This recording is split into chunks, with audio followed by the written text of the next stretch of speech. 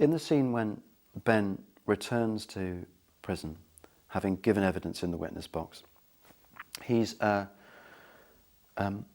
emotionally, I think that is probably his lowest point, because Ben?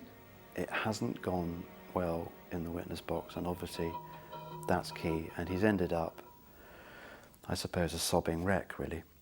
And the prosecution in cross-examination have really done him over, have established that he's a dishonest person, which is not how he thinks of himself. And it looks bad for him, and it looks as if the most likely verdict now is one of guilty. So he's emotionally in all sorts of trouble. And he goes back to prison, as he has to, before the next day in court.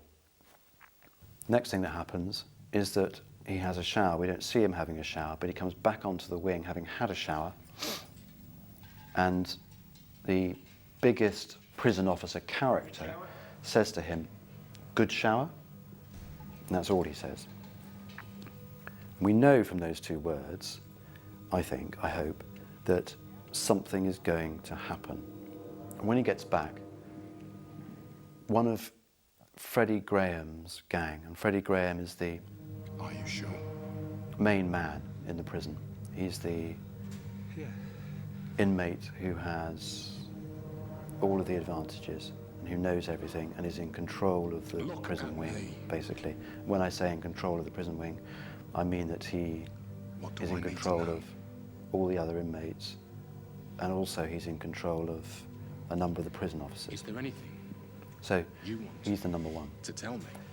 And You've been one of trying his me. gang, as Ben re-enters the prison wing, says to him something like, "I hear it didn't go very well in court." And what that tells Ben instantly is that Freddie and his people know everything about what has just been happening to him in court. And he has to wonder how they know that. And if they know that, they know everything. There's a sense that Freddie is therefore omniscient. He really does know everything that there is to know. And that's frightening. And that carries with it a sense of menace. What then goes on to happen in the next scene, which is he's made to have a fight with a character called Milroy, who has been right from the start of his incarceration, somebody who's been fighting with him or looking to fight with him, and who's scary and twice the size of him. And he's made to fight him, which is ridiculous. And he's made to fight him by Freddie. And that's, in a way, Freddie's court.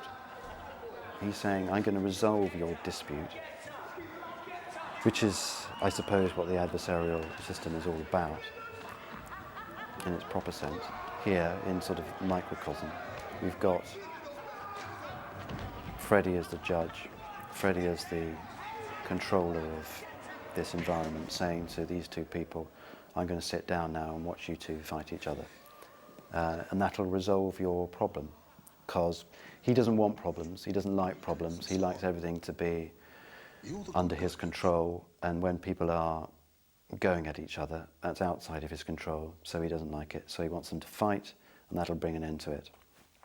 So poor Ben, emotionally destroyed by the court experience, is then about to be physically destroyed by somebody twice his size in the prison.